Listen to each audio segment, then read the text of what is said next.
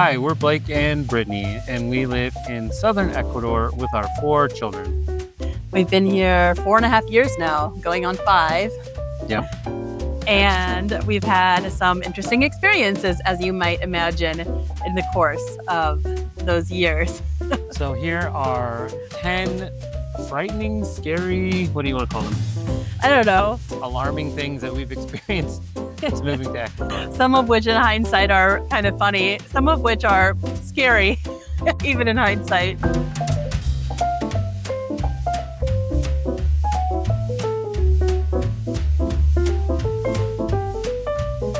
All right. We were kind of alarmed by how quickly these came to mind, too, when we had the idea for the video. They just kept coming and coming. So I guess we've had some kind of funny and scary and odd moments over They're all varying degrees, too, right? Yes. It's not...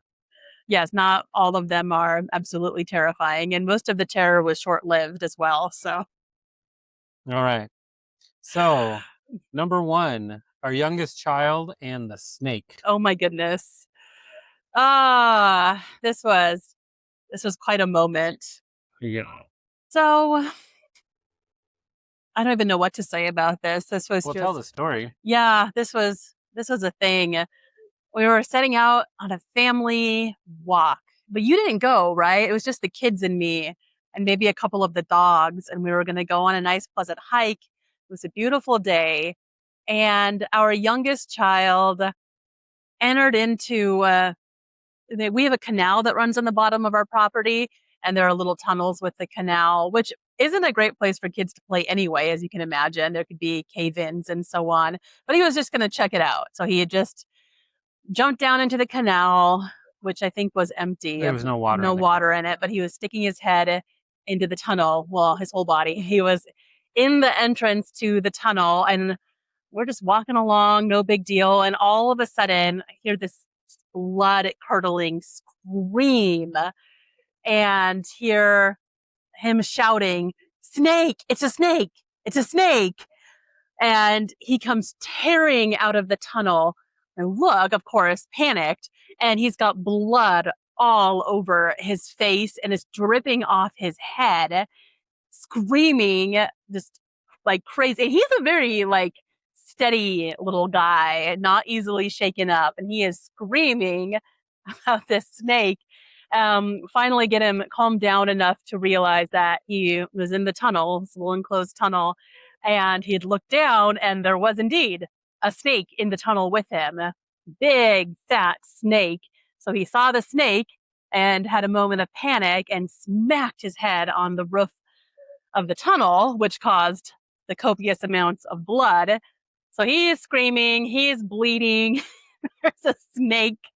And we do have venomous snakes here. We don't see them often, at all, but I don't know what kind of snake it is. I didn't look for the snake at that point. I think, what did we do? Blake wasn't with us, and he's our emergency handler. So I think I sent a couple of the kids, run up back to the house. We weren't far from the house. Run up and get Papa. And so I tried to comfort our child. And after a little bit, Blake came down with the other 2 kids. We were making our way back up to the house at that point, and Blake assessed that he wasn't gravely injured. No, head wounds bleed a lot, so we patched him up, cleaned him up, and determined that he wasn't bit or anything else. He probably scared the snake as much as he was. Yeah, we weren't really concerned that he'd been bit by the snake. I even looked down, to look for bites, but it was pretty evident that the blood was coming from but hitting his head. the sheer terror, I'm sure, of jumping in the tunnel or walking into this little tunnel and then seeing a giant snake between your legs was beyond frightening. So and then we did send Blake and our oldest son back down to look for the snake, just so we could have an idea, if there was a venomous snake hanging out down there. We didn't think so, just due to the size of it, for one thing. I mean, the venomous snakes don't tend to be super large down where we are, right? Well, and after discussing it with other people and based on the testimony of our son in terms of what he saw. He was pretty clear on what he saw, and there is, in fact, a non-venomous water snake that does match that not description. A water snake. I think it was a big rat snake, essentially, is what it was, too. So that was quite a moment. that's kind of gone down into family lore. Yes. So that was, yeah, scary moment number one. Okay. Scary moment number two was we had a bird fly into our vehicle while we were driving at normal speed, not like slow. We were cruising. We always drive with the windows down here, which is really pleasant, and you get the nice fresh air and it's great. But there's a risk that comes along with that. That's only happened once, right? It's only happened It's once, come quite close a couple times. maybe. So what happened was we were driving and there was a bird on the side of the road, and it had decided to take off into the air just as we were passing, and so it flew inside the vehicle, smacked me in the head, and flew all the way to the back of the car. And Uh, I'm a little afraid of birds or anything that might flap or like fly uh, right at my face. you were considering sacrificing our small child for your own safety in I terms of had our youngest on my lap, but that I think it was only a five. Was it only a 5-seater? The car? I don't remember. I don't know. For some reason, he was like riding in the front seat with me, and I remember thinking like I can hold him up to like protect myself, but then those maternal instincts like came into play, and I was like, no, no, I will sacrifice myself for our son, and I did kind of like Shield shelter him, but it Yes. was definitely a consideration. It wasn't. And all we did was pull over. The bird stayed in the back of the car, shocked, I'm sure. So we pulled over and I got out, opened the back of the car, and safely removed the bird, and he It was was fine. fine, and Bird was fine. Yes. We all were fine. I think Brittany was more traumatized than anyone by I this don't like. experience. I don't mind seeing a bird like out in nature, like oh how pleasant, there's a lovely bird. But anything like in close quarters to me, like flapping wildly, it freaks me out. So that was pretty close quarters and wild flapping from the bird and others. Yeah, bird in the car, not a good mix for sure. Okay, number three, and this was like a legitimately kind of scary moment that didn't come to anything, but it was one of those like more intense ones, and that's Sure. um you tell. All right. So there is a back road that goes from, well, there's a road, I should say, that goes from the airport in Loja, which is in the town of Catamayo. It's not actually in Loja. There's a road that goes in between that and our area where we live. And portion of that road is kind of like a back road. And we hadn't been to the airport in quite a long time.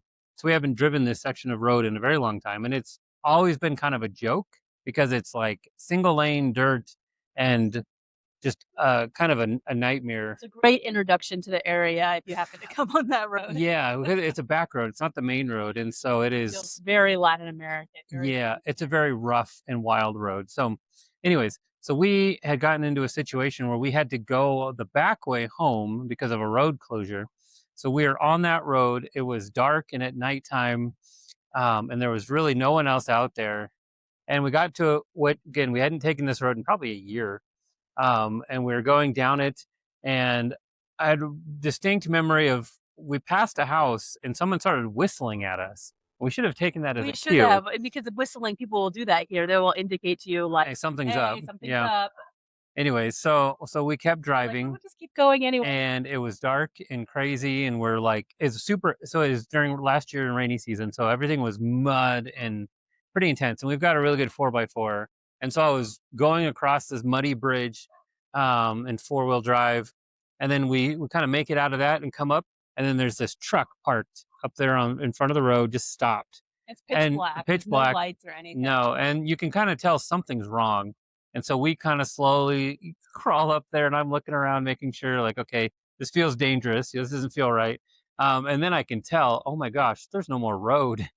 He's just gone. That's why they stopped. And then they got out of the car, and I could tell, okay, these are older people. Like, I'm not as concerned that it's someone trying to rob us. That was our concern, though, not the road ending, but like what a great place to set up like an ambush, kind of. Yeah. Those are the thoughts in our So, heads. That it's like it's dark, no one is out here, and we're yeah, kind of stuck here. We got to literally the end of the road. Like end of the road. we're someone to have bad intentions. That's a fantastic place to make So, that happen. yeah, so we get to the end, and I get out of the car, kind of ready for whatever may be happening, and I go up and I look, and this whole giant section of the road is like 10 feet down below where it should be, just literally sunk.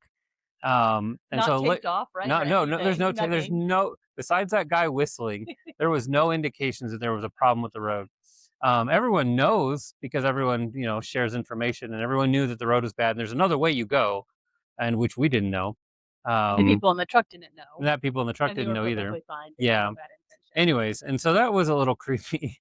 Yeah. For one, the road, like realizing, oh my gosh, there was We nothing could to have just stop us from, driving driving. off this Yeah. this cliff essentially, All the kids in the car. with I all think the we kids had in a the dog car. in the I car. hope we might have.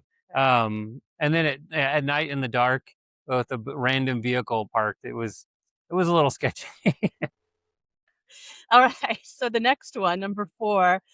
Oh, when we lived in Malacatos has a different bug life. It varies so much depending on your elevation here. It's a little Elevation and things like drier that. in It's drier, Malacatos. much drier. And they Yeah. had lots of little scorpions. Hmm. And we never had an issue with them, but I've heard that, they sting you. It could be like a bee sting. It's not like a deadly sting or Yeah, they're anything. not deadly scorpions. They're But just it's not something painful. you wanna, Yeah. like, play with. And okay, this is weird, and I'm sure it's not just us, but where the scorpions, like, hung out by choice? They would hang out on the end of the toilet paper roll, like, on In our bathroom in only. our bathroom, like, that is Yeah. where you would find them.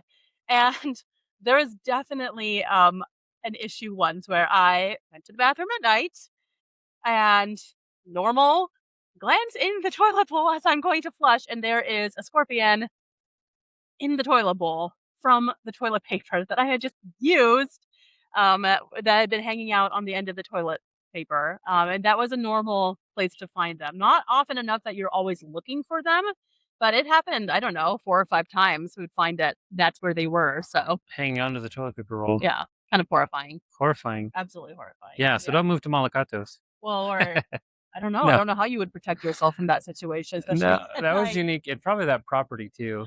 Maybe up Um, in the hills yeah. a bit, but I mean, Yeah. they could have hung out anywhere, and that's where they hung out. So But once we knew that, we kept an eye out for it, so yeah, can you mitigate the don't expect problem. to find that at night. That could have gone No. really, really badly, and Yeah. Oh my thankfully it didn't. gosh. But That's awful.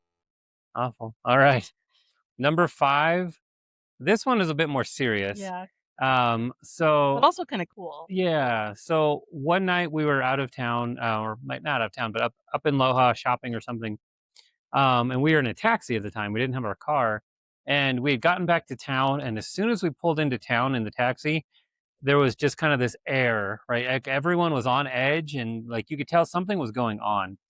And so our taxi driver talked to the first person he runs into, and so essentially, what happened was there was an attempted break-in, a robbery at someone's house, and once everyone was made aware of it, right, the whole community activated, and so everyone was out on street corners and back of taxis doing like patrols, trying to find the bad guys, right?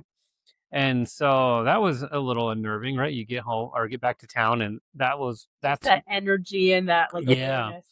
And so we had a bunch of guys jump in our taxi, and Because it then was up near where we live. kind of close to where we lived, close enough. And so, yeah, we got up to the property and stuff, and they, kind of did a survey, and we made sure everything was okay at our house. Which was cool because Um, we felt really cared for that, these people had come and they wanted to our neighbors really, and we were newer to town at that point. And they're like, "We want to come and check your place because you're foreigners and your place would be an obvious place for someone to go hide out." And so we felt very cared for, and we were also very impressed by how the neighbors showed up for each other and how the town came out in a crisis and supported each other. So it's yeah, sobering, but also really encouraging at the same time. yeah, Number 6. 6. Ah, yes. So this was back, I don't know. I This would guess have it been was, 2022. yeah, before we'd even been here a year. And it was during COVID and everything, is different, of course, in that time period. But we had to fly home. Um, and So we had to fly back to the States, and in order to go to the States, you had to have COVID tests, right? and we got the COVID test, but we didn't time it right. It expired just They literally hours. expired hours before we got on our Because it flight. takes so long for us to get from our homes to our international flight in Quito, but that's a whole nother deal. And Yeah, so we were just a little bit and they're like, "Sorry, it's expired." So it is literally the middle of the night, and our flight, I think, was gonna leave at 1 or 2 in the morning out of Quito, yeah. and So at that time, the airport had a COVID testing location, right? in the other part, the across the road, another section of the airport, right?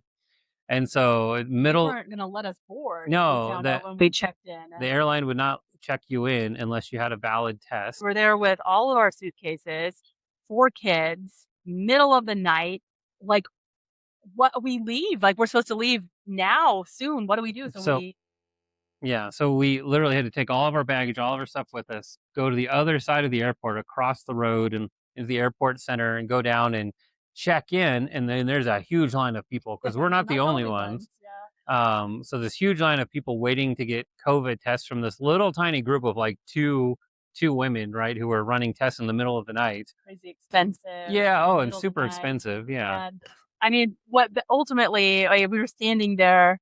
I remember standing, like, watching our phones for the notification to come in that we had the test Yeah. results Waiting for the test as, results. the flight is, like, about to start boarding, and we hadn't even been able to check in, much less go through security, and we get the results, like, just in time, And when and it was like one at a time, like, yeah, okay, someone's came Brittany's in, comes through, mine comes through, one of one the of the kids, kids. and I'm Yeah. going so we started the process, and they all came in. We were the last ones, right? All those people Yeah. Those in people line behind behind us us didn't make it. didn't get it, Yep. and our kids were such troopers. I remember them, like, it was incredibly stressful because we would be out that money. The airline's not gonna recoup it for what was essentially our error, and, um, yeah, it's the kids were just all exhausted, and it was a horrible experience, and we were just imagining. I think it was, going back maybe for your mom's memorial service and just Hmm. having to explain that to our families would have been so awful. But thankfully, we were the last ones to get through before they shut security down because the flight was boarding. So fun times. Yeah. That was dumb. Oh my gosh. Okay. Number 7. Number 7, another serious one. Our fires from last year. Was it last year now? 2 years ago? Maybe it was last year, like a year and a half ago Yeah, it now. was a year ago. It was November last year. Yeah. So yeah, so that was scary. So Yeah. if you go back and watch, I'll link it I'll link it up above. But we had a video that we made about the fires that we had here. So I mean, I come from a wildfire fighting background and have lots of experience with these kind of things and emergency management and stuff like that. And so from that perspective, it wasn't scary. But from the fact that it was all around our home, and pretty much threatened our entire community, that was scary. It was very scary. And you And just look outside and just see the glow of the fire, and you couldn't see hardly anything other than the smoke and just the sense of, like, just dread and, it, grief and dread and grief, and they don't have the same resources here, right, to fight fire the way we did in the United States. I mean, we'd have a fire like we had here in the U.S., and I'd have 500 firefighters. I would have 2 helicopters. I would have a innumerable amount of fire trucks, Type 6 wildland trucks out some there. of the But finances and some is terrain and all yeah, sorts of terrain is things. impossible to fight here, and so it was. And I was literally on my knees outside one night as the fire is getting closer and closer. Right, Brittany and the kids were out. Right, they were evacuated, but just praying, just stop these flames, because there's nothing I could have done. We did everything we could have. Right, we It was positioned ourselves just as about to best. set the donkeys free. We had the tortoise in the bathtub Tortoise in the because our bathtub. house Yeah, probably wouldn't have burnt down. I bet it wouldn't have burnt our down. house would not have burnt down. It Even damaged, but houses not. that were caught up in Hmm. the fire, unless they were, mostly wood, the ones that were mostly wood did burn, but Yeah. the Mo- adobe and brick and so Yeah, on didn't. most So of the construction here is yeah, fireproof, and the fire fires move resistant, really I should say. fast, but they don't burn like super super hot. They would in like a big. Yeah, because But most of the fire would have been just typically a grass fire, not as it was much as a scary. We had forest fire. lots of friends, lots of community members out fighting it, and so we feared for our friends and neighbors, and as well Yeah, as our property, and it that was was a a scary time period for it everyone. was a hard time, and they But said we were without electricity and water. a couple Um, weeks. yeah, electricity came back after a week, right? And Something like that, we were sick. We already had a cold, a horrible cold, and then the smoke made and it then the smoke because so much worse. the fire kept burning for it was But, 3 weeks, I it think. was quite a thing. Yeah, But, I mean, you look out there now, you can't even tell, a year later that there was a yeah. fire. It was pretty Let's just amazing say how it came back. year-round growing season, things grow back quickly. Now, trees obviously could take a lot longer, Yeah, but like the pines and so but on. vegetation for sure is So coming that's back pretty cool quickly. to see how quickly it gets revitalized, but Yep. that was scary. All right. Number 8. Mm, We have quite a few exciting driving moments here, but Blake thought of one specifically to make the yeah, list. yeah. So rainy season is definitely the time that we prefer not to travel too far through the mountains because Mountains. it's mountains. It can be pretty bad conditions. You can get a lot of instances of fog or landslides are a big problem throughout the mountains. And so we were coming back from Cuenca a couple months ago, and there's one stretch just north of Loja from the town of Santiago to get into above Loja. You are literally just on the side of a mountain, literally on the side of a mountain driving. There's nowhere to pull off, there's nowhere to stop, and it's all like landslide area the whole time. So it had been an on and off rainy kind of day, but nothing out of the ordinary. And we hit that section and it just poured, I think, the hardest rain I've ever driven in my life, where the windshield wipers are going full blast and I can't see hardly anything. Um, and there's literally nowhere safe for us to stop Wait it out. and wait it out because things are literally falling off the mountainside as we're going. And so driving that stretch, which isn't typically that long of a stretch, right? It's probably maybe a 20, 30-minute drive at the longest. But doing that in that rain was just, oh, it was horrible. So that's one of my least favorite and scariest drives ever.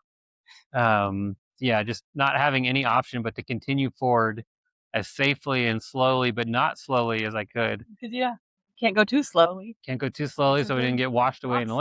landslide, rock fall. But at the same time, yeah, there's literally nowhere to stop in that section, nowhere Of to course, pull there's over. traffic that you're There's other traffic, yeah. driving. That was You intense. don't know if the car in front of you might have decided just to stop or whatever. Yeah, and you can't see, like, there's lots of sections of this road where you can't see the white line on the side of the road.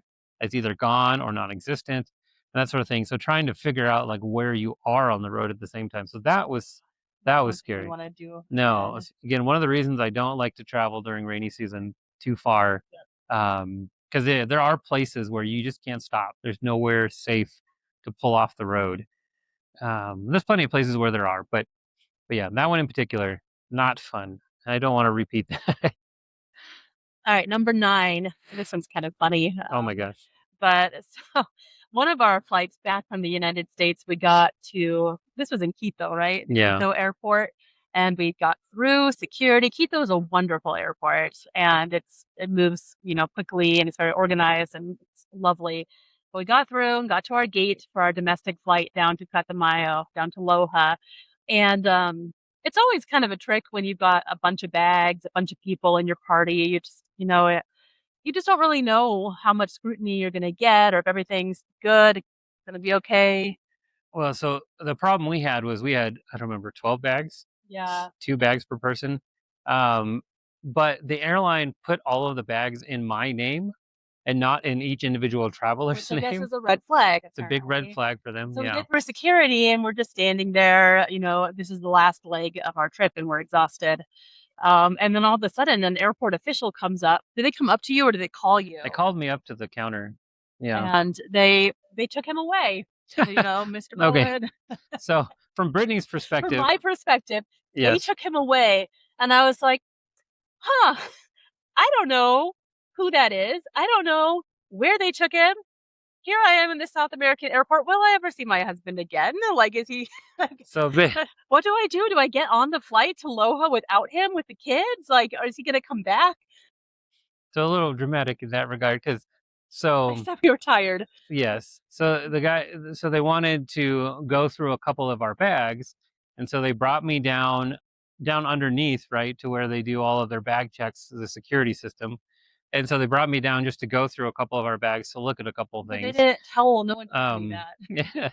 So And so you just disappeared with authorities, and I yes. didn't know And I came back shortly after, and everything was it fine. was. Um, and Fine. and honestly, one of that gate agent who took me down, he admitted that he was really hoping to practice more of his English. So I think it was a ruse to be able to speak English than more than anything, because they didn't Well, find anything in our bags, right? They just wanted to check our bags. So lack of communication there. I think I had decided I would fly on to Loja and I'd miss really, you. wow, Yeah, but I didn't know what wow. else to do. Well, wait there. Wait What for if the me. plane had left? Well, yeah. What? I mean, you're just gonna leave me behind without knowing? Wow. So, Okay, anyways, number 10. Okay.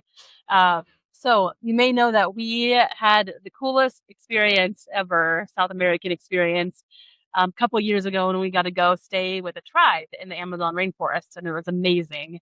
But not every moment of it was amazing. It was challenging. It was not a relaxing vacation. It challenged us in about every possible way. I'm still very surprised you agreed to this. Okay, but it Yeah. sounded really cool. Like if All you're right. staying in the Amazon, you should get out at night and see the nightlife. Nightlife is Night. that's not the Yeah. right term in this The context. nightlife. It is. It's It is nightlife. though. It Yeah. was life at The night. nightlife of the jungle. Jungle creatures. But the problem is, I don't even know. I guess I'm scared of jungle nightlife. It turns out. Yeah. So we went on a night hike in the jungle, And where yeah, we're literally just hiking down this little path, little it wasn't trail. even a trail. It was bushwhacking, really. Some of And it was. with this whole Yeah. deal, I had researched, how to be safe in the jungle before we went. And we had this whole thing where it's like, okay, kids, you got to stay on marked trails. You don't want to be stepping over logs and stepping into tall grass and where you don't know what you're putting your foot on because who knows what you're putting your foot on. And so, but that turned out that they go off the trail all the time in the jungle. And so that was We scary pretty enough much. in the daytime. Yeah. We Uh, pretty much broke all the rules. yeah, and at nighttime, it was too much for me. Like I didn't know where I was putting my foot, and it was terrifying. Every step was like terror. In hindsight, I was a big baby about it, but it was so scary. Yeah, I feel like creatures come out at night, like Yeah. snakes. Well, that's why And we were out to I see the know, creatures. but it was so scary. Like I was almost hyperventilating. Like it was so Yes. miserable. I was like, why are we doing this? And this was something I had like endorsed and thought it was a great idea. Um, And Glow also struggled. So yeah, one of our nieces nieces who was also, with she and us. I, in Yeah. solidarity, we were. The rest of the kids were totally fine. They were Perfectly fine. fine. Everyone And else, adults, all the okay. adults were fine too. But it was very scary. I don't think we even saw any cool nightlife. We saw some Saw some bugs and armored stuff. bugs and Yeah. maybe some frogs. I don't know what I hoped to see, but I don't know. nothing. It was just terrifying, all of it. And so that was my very scary jungle moment. So for nothing, none of these resulted in anything dire, obviously. No, thankfully. Yeah. So Yeah. Well, the fires were bad, but that's true. But so varying degrees on the scale, some more comical, but all scary in their own right and in context. So so all that to say that life here really is an adventure. Every day is an adventure. You never know what exciting thing will happen, but at the same time, life is normal and boring and just sometimes, routine. yeah, it's kind of So funny it's a paradox. funny mix. Thanks for watching. We do encourage you if you have questions or want to find out more about us. We have a website, averagefamilyabroad.com. We can be reached through our email address, which is On the website, you on can the find it website. there. And we also have social medias that we're kind of lazy, but trying to post on more often as well. Instagram and Facebook under Average Family Abroad. So go ahead and give us a follow there, as well as this YouTube channel. So So yeah, so thank you so much for watching, and we will see you on the next one.